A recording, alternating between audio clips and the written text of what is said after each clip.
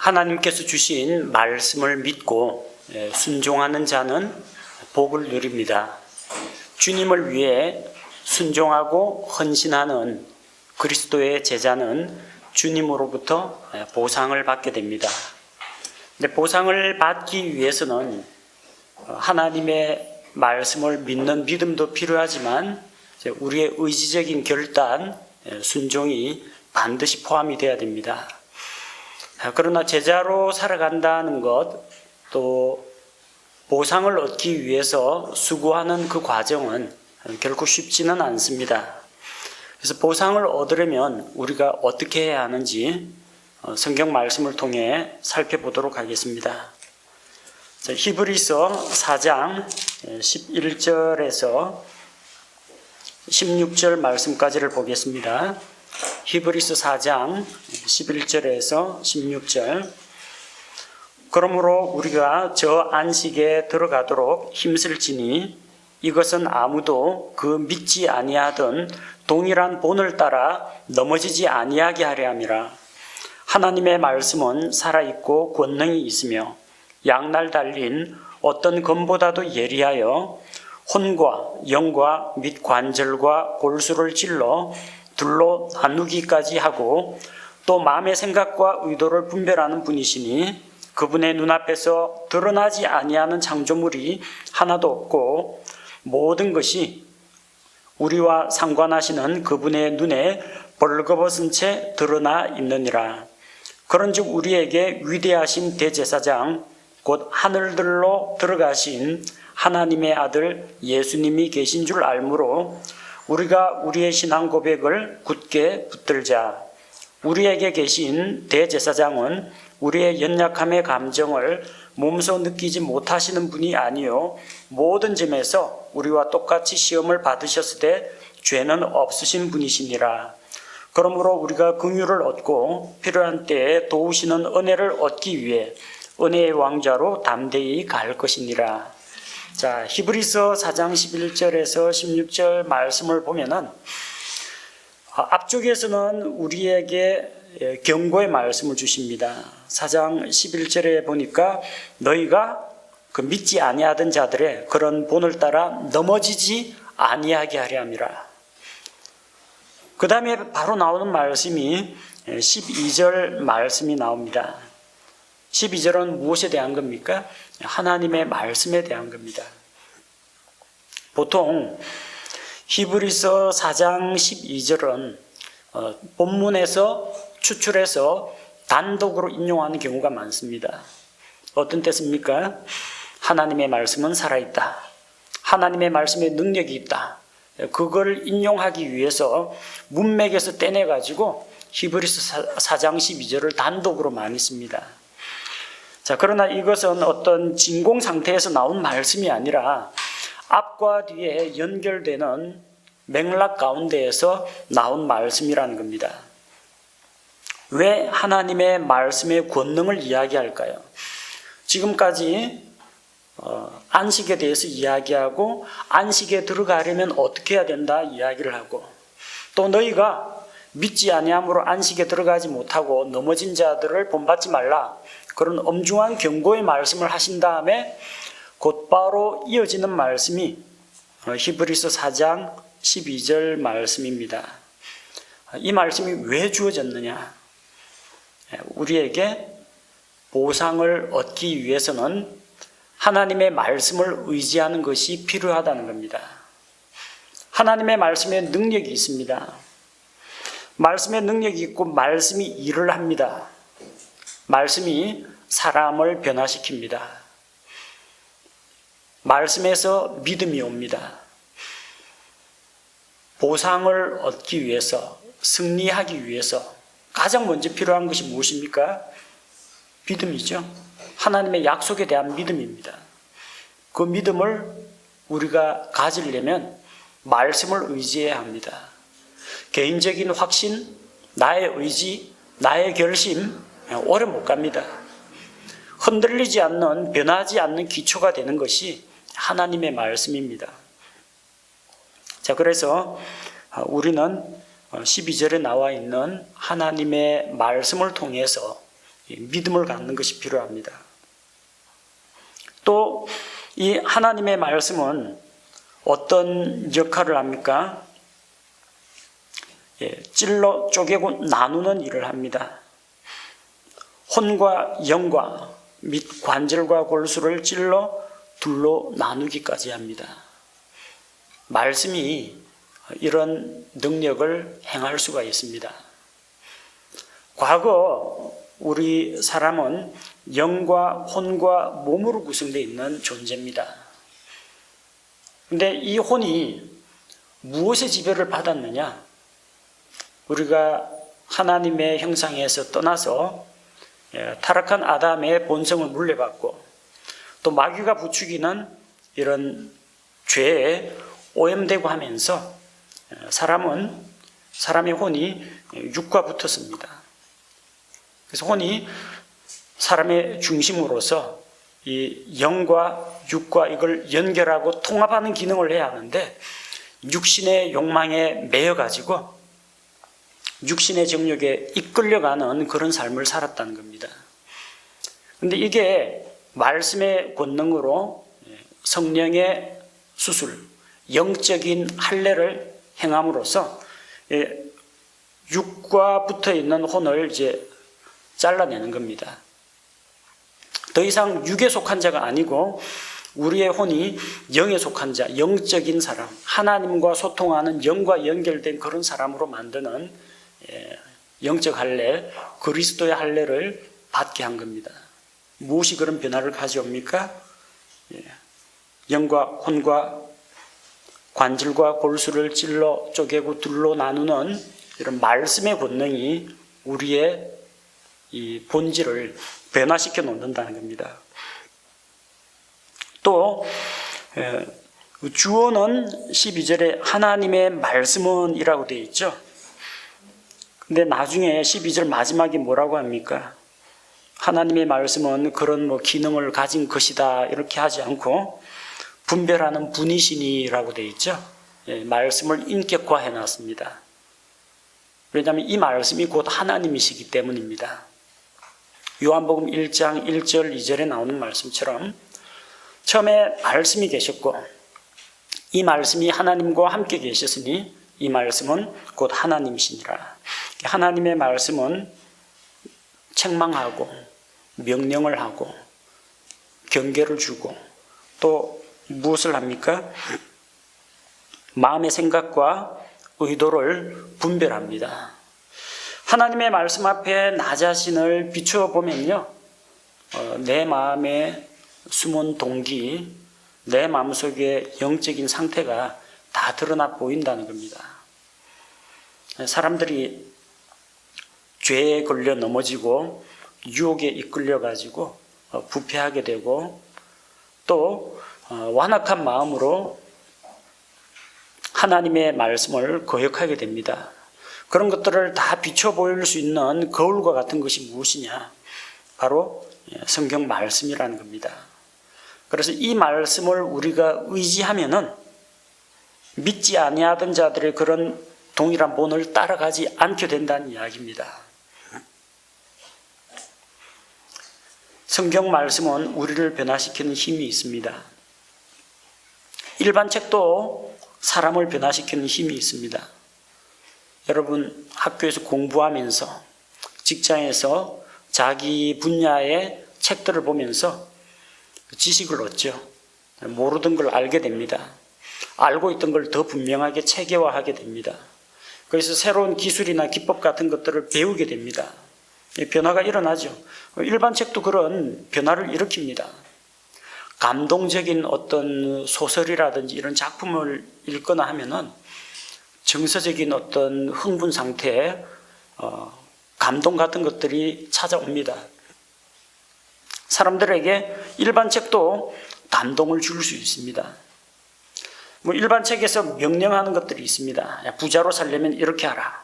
성공한 사람들의 7가지 습관, 다이어트, 요요 현상 없이 다이어트 하는 방법, 그리고 또 운동, 처세술 이런 것들에 대한 책들이 많이 나와 있습니다. 그거 따라하면요 실제로 배우는 것도 있고 삶의 열매가 찾아옵니다. 몸이 건강하게 되었다는 사람도 있고 다이어트 성공했다는 사람도 있고 어쨌든 삶을 변화시킵니다. 일반 책도 사람들에게 지식을 주고 사람을 아름답게 꾸미기도 하고 사람의 생활 습관을 고치기도 하고 변화를 가져옵니다. 그러나 근본적인 사람의 속을 변화시키지는 못합니다. 사람의 본질을 바꿔놓을 수 있고 사람을 완전히 새로운 창조물로 만들어 놓을 수 있는 힘은 성경 말씀, 성경책 이외에는 없다는 겁니다. 그래서 11절부터 13절까지 이야기는 하나님의 말씀을 의지함으로 넘어지지 않도록 하라, 열매 없는 자가 되지 않도록 하라는 경고의 말씀입니다. 그래서 우리가 하지 말아야 할 것, 부정적인 요소들 이런 것들을 지혜롭게 극복할 수 있는 그 비결이 성경 말씀에 있다는 것을 보여줍니다. 두 번째, 14절부터 16절에 나오는 내용은 어떤 것이냐면은 우리에게 대제사장이 계시다. 긍정적으로 우리가 보상을 얻기 위해서, 승리하기 위해서 누구를 의지하고 나아갈 것인가? 우리에게 힘을 보태주시고 도움을 주시는 위대하신 대제사장을 의지하라는 겁니다. 보상을 얻기 위해서는 이 두 가지가 꼭 필수적입니다. 이 히브리서를 기록한 사도 바울 역시 마음속에 큰 두려움을 안고 있었습니다. 사도 바울 정도 되면 성경의 기록자 정도 되니까 아무런 갈등이나 이런 거 없이 잘 살아갔을 것이라 생각하는데, 바울은 우리보다도 더 많은 억압과 무거운 눌리는 짐과 영적인 거룩한 부담들을 떠안고 살았던 사람입니다. 고린도후서 4장 8절에서 11절에 보면은 바울이 처한 시련과 역경에 대해서 스스로 이렇게 말합니다. 우리가 사방에서 고난을 당하나 괴로워하지 아니하며 난처한 일을 당하나 절망하지 아니하고 핍박을 받으나 버림받지 아니하며 거꾸로뜨림을 당하나 망하지 아니하고 우리가 항상 주 예수님의 죽으심을 몸에 짊어지면 예수님의 생명 또한 우리 몸에 나타나게 하려 함이라. 살아있는 우리가 예수님으로 인하여 항상 죽음에 넘겨지면 예수님의 생명 또한 우리의 죽을 육체 안에 나타나게 하려 함이라. 얼마나 그가 많은 힘들고 어려운 일들을 겪었는지 알 수가 있습니다. 하지만 그는 핍박을 받아도 고난을 받아도 위축되거나 넘어지거나 절망 가운데 빠지지 않았습니다. 사역을 하면서 동족들의 핍박, 여행의 어려움, 그리고 굶주림, 목마름, 질병, 여러 가지 힘든 일들을 많이 만났습니다. 그러나 절망하지 않았습니다. 그는 항상 십자가의 고난을 짊어졌지만 그 대신 예수님의 생명이 자기의 몸에 나타나기를 소망을 했습니다. 그리고 지금 받는 이 잠시 우리가 받는 이 고난은 가벼운 것이라고 했습니다. 17절에 우리가 잠시 받는 가벼운 고난이 우리를 위해 훨씬 더 뛰어나고 영원한 영광의 무거운 것을 이룬다고 했습니다. 지금 당하는 이 가벼운 이 환난, 이거는 우리가 장차 누리게 될 엄청난 영광에 비하면 아무것도 아니라고 했습니다. 바울은 미래의 보상에 대한 기대를 가지고 있었기 때문에 현실에서 당하는 어려움과 고난을 이길 수가 있었던 겁니다. 그래서 고린도후서 4장 14절 말씀을 보면은 또 주 예수님을 일으키신 분께서 예수님을 통하여 우리도 일으키사 너희와 함께 드러내 보이실 줄 우리가 아노라. 우리를 일으키신다. 죽은 자 가운데서 다시 일으키신다라는 것을 믿었습니다. 예수님을 죽은 자 가운데서 다시 살리신 분이 우리도 다시 살리신다는 겁니다. 부활에 대한 소망이 있었습니다. 혼란과 핍박 가운데에서 그가 정말 인생의 최악, 마지막을 경험한다면 그건 아마 죽음일 겁니다. 죽고 나면 더 이상 사역도 못하게 되고 죽고 나면 더 이상 이제 아무것도 할 수가 없게 됩니다. 그런 절망 상태에 빠지겠지만 그러나 죽음 이후에 부활이 있다는 것, 그런 소망을 가지고 있었기 때문에 낙심하지 않았습니다. 고린도후서 4장 17절에 우리가 잠시 받는 가벼운 고난이 뭘 가져온다고요? 영원한 영광의 무거운 것. 고난은 가볍고 영광은 무겁습니다. 고난은 잠시 받습니다. 영광은 영원한 영광입니다. 그래서 잠시 가벼운 고난을 이겨내면 가치 있고 무거운 영원한 영광을 누릴 수 있다는 겁니다. 바울이 기대하고 있었던 것은 부활과 또 부활의 날에 함께 주어질 그 영광을 기대하고 있었던 겁니다. 그런 그였지만, 그런 소망을 붙잡고 있는 그였지만 보상의 상실에 대해서는 두려움을 안고 있었습니다. 구원의 상실을 염려한 것이 아닙니다. 영생을 잃으면 어떻게 하나, 천국에서 쫓겨나면 어떡하나, 그런 두려움이 아니라 보상을 잃어버릴까 봐 두려워했습니다. 구원은 아무런 문제가 없습니다. 구원은 하나님께서 보장하십니다. 그는 구원의 확신이 있는 사람이었습니다. 디모데후서 1장 12절에 나는 내가 믿어 온 분을 알며 또 내가 그날을 대비하여 그분께 맡긴 것을 그분께서 능히 지키실 줄 확신하노라.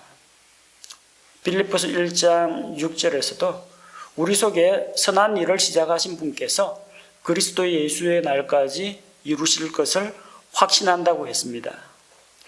로마서 8장 36절 이하의 말씀에서도 사도 바울은 이 세상에 있던 어떤 것들, 어떤 환난이나 핍박이나 기근이나 칼이나 어떤 악한 영적인 세력들이나 그 어떤 것도 우리를 그리스도 예수 안에 있는 하나님의 사랑에서 갈라놓을 수 없다고 했습니다. 그래서 그는 구원의 문제에 대해서는 절대 안심하고 있었습니다. 그가 두려워하고 조심스럽게 행하고 하나님과 사람 앞에서 양심의 거리낌이 없도록 힘쓴 이유가 있습니다. 바로 보상 문제 때문에 그렇습니다. 구원은 영원히 빼앗기지 않습니다. 그러나 보상은 한순간에 잃어버릴 수도 있습니다. 그동안 쌓아왔던 명예와 그동안 쌓아왔던 선한 간증이 한순간의 실수로 물거품이 되는 수가 있습니다. 요한 2서 1장 8절에 너희 자신을 살필지니 이로써 우리가 이룬 그것들을 우리가 잃지 아니하고 충분한 보상을 받으리라.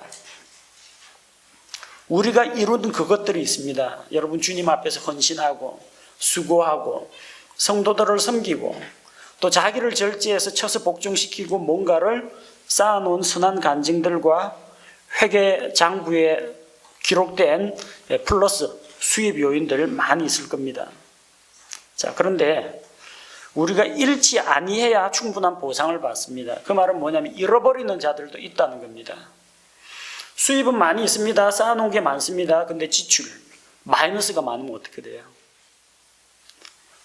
돈을 많이 버는 사람이에요. 한 달에 1,000만 원을 법니다. 소비를 한 달에 1,200만 원 하면은 적자가 납니다. 많이 버는 것도 중요하지만 세어나가는 것을 막아야 된다는 겁니다. 주님을 위해서 수고하고 헌신하고 그동안 쌓아온 게 많습니다. 여러분의 범죄로 그 한순간에 다 날릴 수가 있습니다. 잃지 아니해야만 보상을 받는다는 겁니다. 그럼 어떻게 해야 돼요? 8절에 너희 자신을 살필지니 자신을 살펴봐야 됩니다. 이게 상 받을 일인가? 벌 받을 짓인가? 이 보상을 쌓아놓는 데 도움이 되는가, 아니면 내 보상을 깎아먹는 것인가. 자기 자신을 잘 살펴야만 그동안 이룬 것들을 잃어버리지 않고 충분한 보상을 누리게 됩니다. 그래, 앞서 우리가 살펴본 것처럼 이 보상의 안식, 승리의 안식에 들어가기 위해서는 일을 하라고 했죠. 부지런히 일해야 합니다. 고린도전서 9장 24절 25절에 경주할 때 달리는 자들이 다 달릴지라도 한 사람이 상을 받는 줄을 너희가 알지 못하느냐. 너희도 상을 받도록 이와 같이 달리라. 경주하는 자는 달려가야 합니다. 구원받기 위해서 달려가는 게 아닙니다. 상을 받기 위해서 달려갑니다. 생명을 걸고 안 죽으려고 달리는 사람도 있습니다. 갑자기 숲에서 맹수를 만났습니다. 호랑이를 만났습니다. 늑대를 만났습니다. 그때 달리기는 상하고는 무관합니다. 목숨을 건져야 됩니다. 필사적으로 달려야 됩니다. 그런다고 도망가봤자 곰이나 사자보다 빨리 달리지는 못합니다. 누군가가 자기를 구원해 주기를 기다릴 수밖에 없어요. 어떤 사냥꾼이 나타나서 저 맹수를 죽여주기만을 기다릴 수밖에 없습니다. 그런데 마라톤 경주에 나간 사람, 올림픽 경기에 간 사람들은 달리기 안 하면 어디서 맹수가 쫓아와서 잡아먹기 때문에 달립니까? 살기 위해서 달립니까? 아닙니다. 그 사람들은 살아있고 잘 사는 사람들이에요. 그런데 왜 웨이트 트레이닝하고 식단 관리하고 건강 관리하고 술, 담배, 여자 멀리하고 왜 자기 생활을 건실하게 지킵니까? 경기 나가 우승하려고 그러는 겁니다. 이기려고 애쓰는 자는 모든 일에서 절제합니다. 구원을 받기 위해서 애쓰고 노력하는 게 아닙니다. 구원은 이미 받았어요. 왜 애씁니까? 본문 말씀처럼 그들은 썩을 관을 얻고자 그 일을 하되 우리는 썩지 아니할 관을 얻고자 하느니라. 그래서 이기려고 애쓰는 자는 모든 일에서 절제하는데 그 목표가 무엇이냐? 절제하고 성실하게 살아서 구원받고자 하는 것이 아니라 썩지 아니할 관을 받고자, 보상을 받기 위해서 일한다는 겁니다. 또 하나님께 버림받은 자가 되지 않으려고 노력해야 합니다. 26절에 그러므로 내가 이와 같이 달리되 정해진 것이 없는 것처럼 하지 아니하고, 정해진 방향도 없이 이리 뛰었다 저리 뛰었다 날뛰는 게 아니라 결승점을 바라보고 목표를 향해서 달려가야 합니다. 목표에서 빗나가면 안 됩니다. 또 이와 같이 싸우되 허공을 치는 자 같이 하지 아니하며, 그 당시 있었던 이제 이 권투, 그레콜로망, 레슬링 같은 종목입니다. 몸싸움입니다. 이 상대방을 어떻게든 쳐서 때려 눕혀야 됩니다. 자, 그런데 허공을 때리면 안 되죠. 허공 치면 때리는 사람 힘만 빠지고 자세만 기울어집니다. 정확한 목표를 보고 타격을 해야 됩니다. 목적이 있는 삶, 올바른 방향으로 나아가는 삶이 필요한 이유는 우리의 구원을 위한 것이 아니라 승리를 위한 것입니다. 바울은 이렇게 자신을 절제하고 쳐서 복종시킴으로써 하나님께 버림받지 않으려고 했습니다. 27절 오직 내가 내 몸을 억제하여 복종시킴은 내가 다른 사람들에게 복음을 선포한 뒤에 어떤 방법으로든 내 자신이 버림받은 자가 되지 않게 하려 함이라. 앞서 말씀드린 것처럼 그는 구원에서는 절대 버림받지 않습니다. 어디에서 버림받아요? 보상에서 빠질 수가 있다는 겁니다. 구원의 은혜는 영원합니다. 안전합니다. 그런데 보상받는 자들의 무리에 속하지 못하고 버림받는 자에게 속하게 될까 봐 그걸 두려워한 겁니다.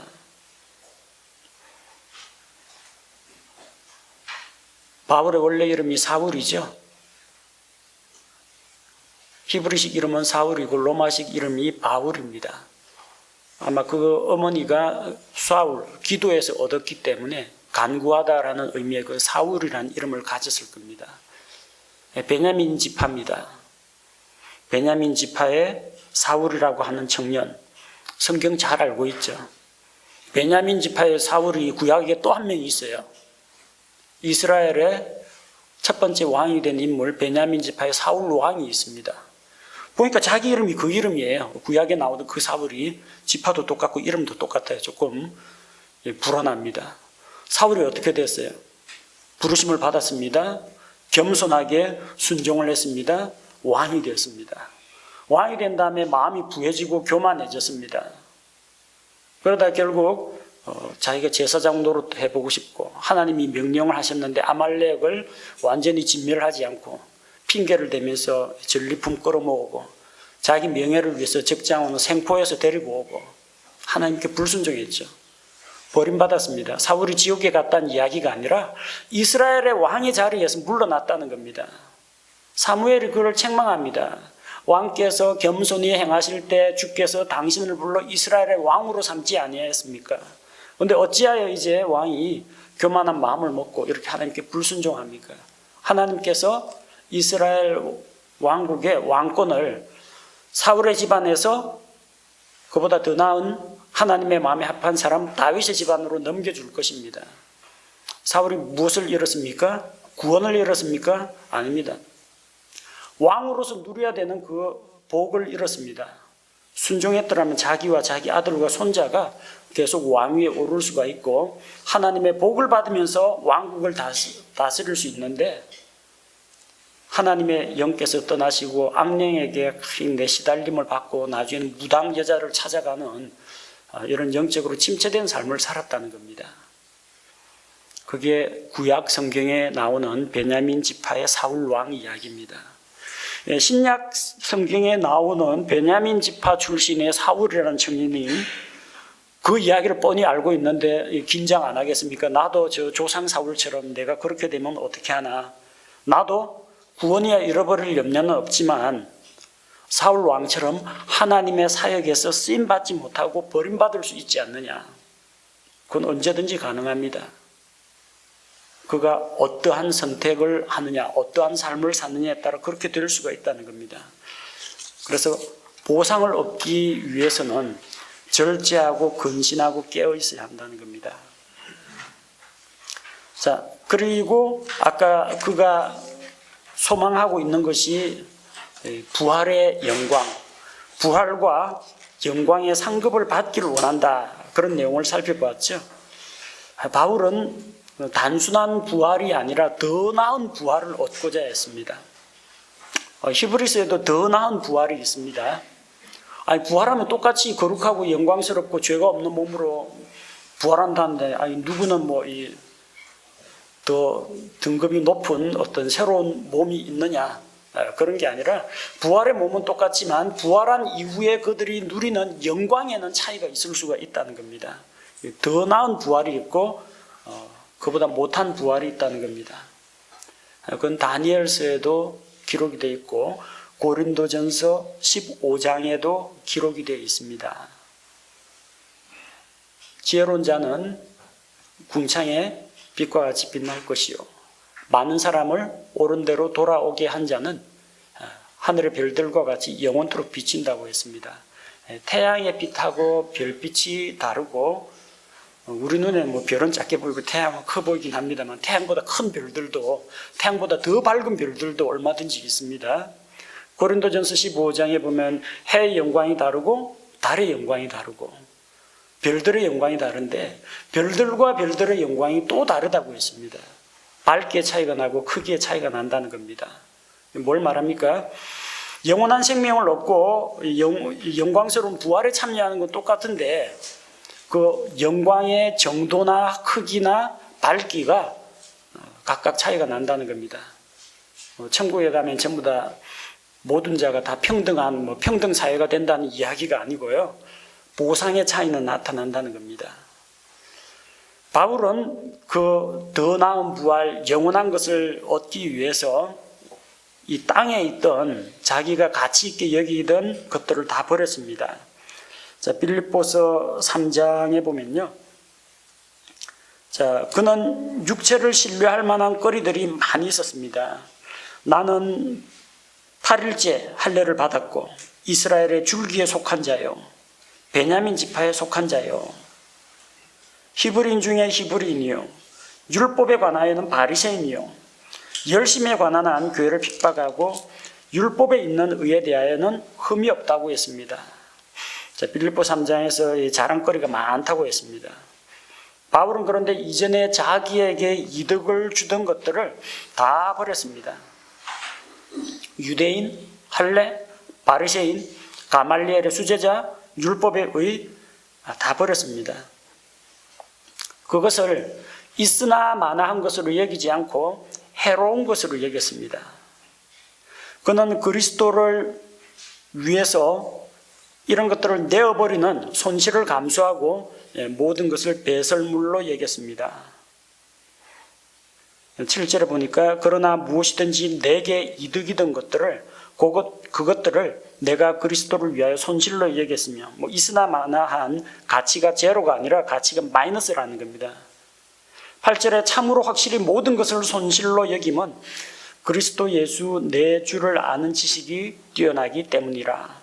내가 그분을 위하여 모든 것에 손실을 입고 그것들을 단지 배설물로 여김은 내가 그리스도를 얻고 그걸 배설물로 여긴다고 했습니다. 자, 배설물이라는 것은 이 가치가 없다 정도가 아니라 해로운 겁니다. 해로운 거니까 몸 밖으로 배출을 하죠. 여러분 배설물 몸에 간직하고 있으면 안 좋습니다.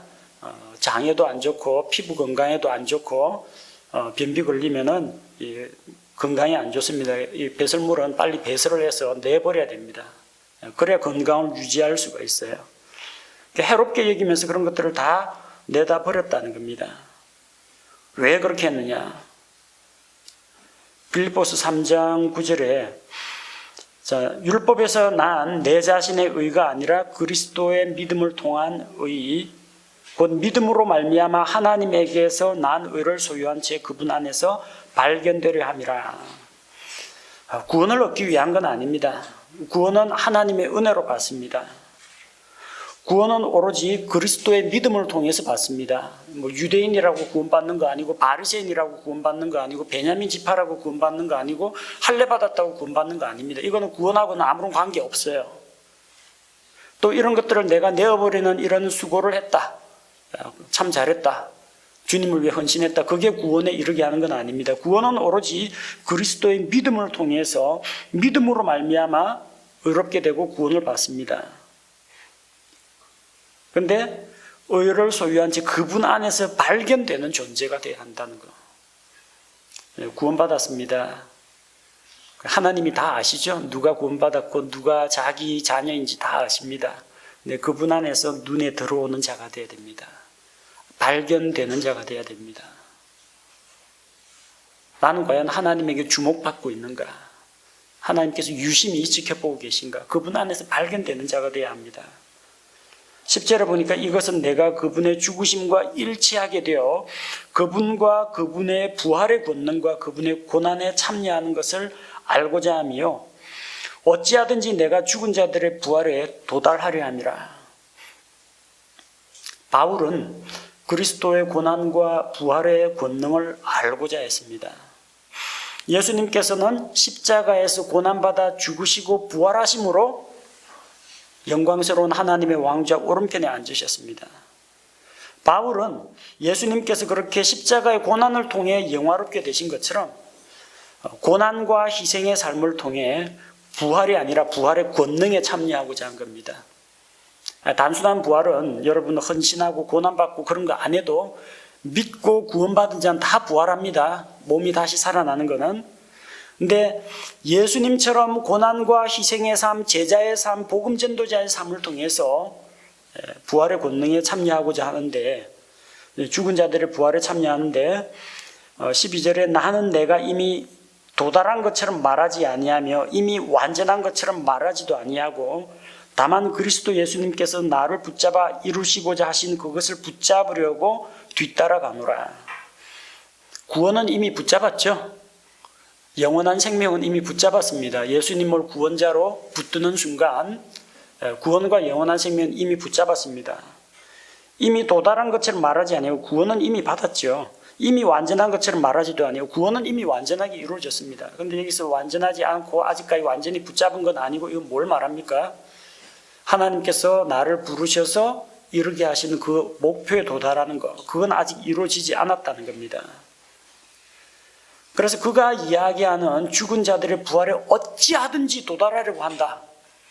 그냥 가만히 그냥 죽어 있으면 나중에 부활합니다. 시간 되면 부활합니다. 그런데 어찌하든지 그 부활에 들어가고자 하는데, 그 부활은 뭘 말해요? 고난받고 영광스럽게 된 그 예수 그리스도의 부활에 참여하고자 한다는 겁니다. 예수님 믿고 죽었다가 나중에 주님 오시면 다시 무덤에서 일어난다, 이런 평범한 부활이 아니라 십자가의 고난과 희생을 통해서 하늘에 오르서 하나님의 왕자 오른편에 앉으신 그 예수님을 본받아서 고난 가운데서 헌신하고 순종하고 믿음의 경주를 통해서 어찌하든지 그 부활에 들어가고 싶다는 겁니다. 그럼 그 부활은 평범한 부활이 아닙니다. 구원받은 자들이 누구나 참여하는 몸의 부활하고는 조금 다르다는 이야기입니다. 몸의 부활은 애쓴다고 얻는 게 아니고 애 안 써도 믿기만 하면 자연히 일어납니다.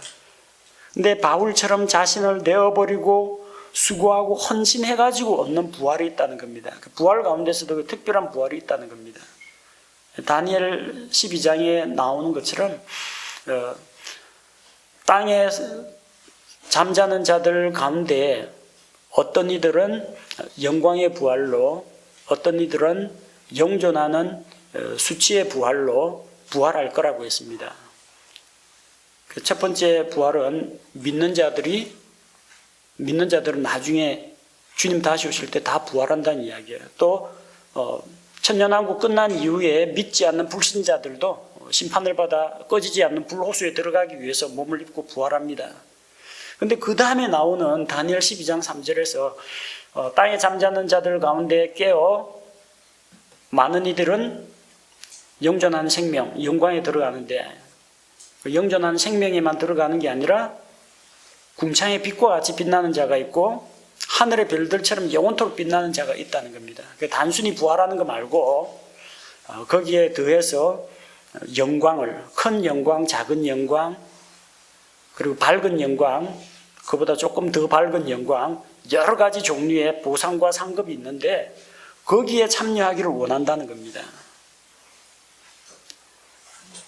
그래서 이미 도달한 것이 아니라고 했습니다. 구원의 문제는 아닙니다. 구원은 이미 받은 겁니다.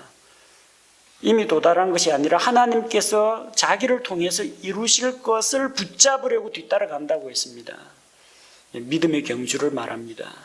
하나님이 부르신 어떤 부름의 소망, 삶의 목표, 이것을 이야기합니다. 뒤에 있는 것들은 잊어버리고 앞에 있는 그것들에 도달하려고 애쓰고 노력하는 겁니다. 14절에 나온 것처럼 그리스도 예수님 안에서 하나님의 높은 부르심의 상을 받으려고 나아가는 겁니다. 부르심의 상을 받으려고 나아가는 거지 구원을 받으려고 나아가는 게 아닙니다. 부활을 얻으려고 나아가는 게 아닙니다. 부활은 그냥 믿기만 하면 다 받습니다. 높으신 부르심의 상 언제 받아요?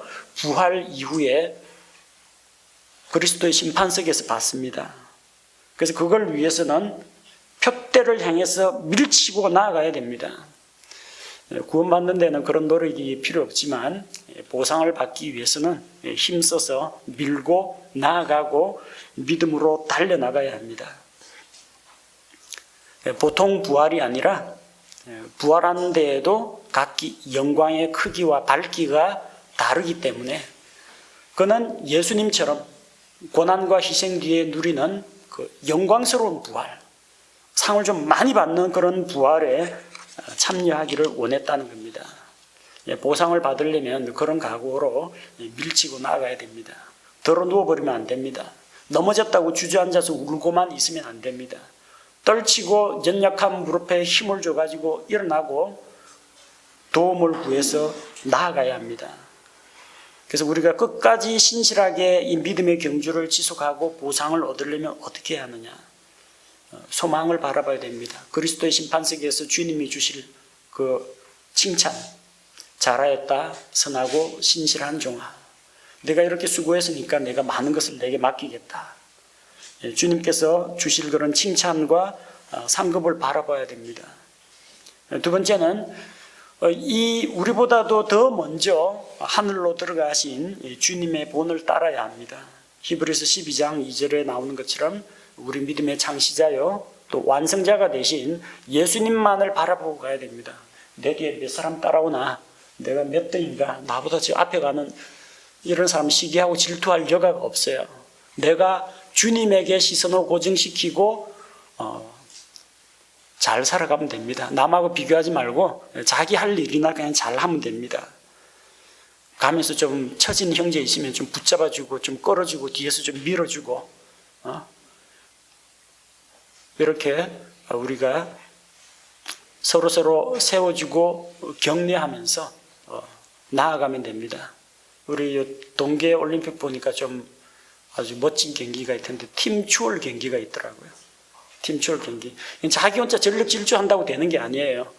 맨 마지막으로 팀에서 제일 마지막으로 들어온 사람의 그 기록이 그 팀 전체의 기록이 됩니다. 그래서 어떻게 해요? 자기를 희생하면서 앞쪽에서 맞바람 받고 좀 치고 나갈 때가 있어야 되고, 뒤에 누가 못 따라온다면 속도 조금 늦춰가 그 사람 지나갈 때 뒤쪽에서 확 밀어줘야 됩니다. 미는 만큼 자기는 뒤로 밀리고 추진력을 잃습니다. 그럼 어떻게 해요? 그 선수가 뺑 돌아가 뒤에서 자기 등을 밀어줄 때까지 또 기다려야 됩니다.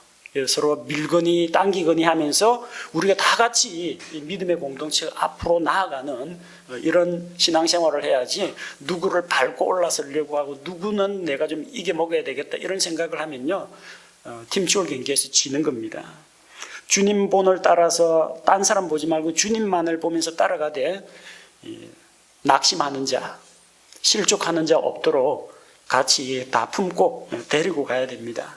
그리고 무엇보다도 우리가 믿지 아니함으로 넘어진 자들의 그 본을 따르지 않도록 하기 위해서는 히브리서 4장 11절에서 경고하신 대로 하나님의 말씀을 붙잡아야 됩니다.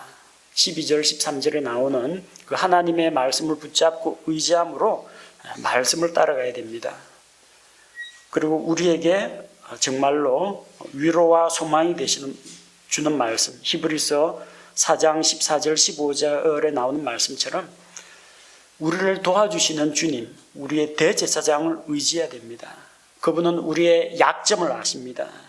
우리의 연약함을 아십니다. 몸소 시험을 받으셨습니다. 시험을 이기고 승리하셨습니다.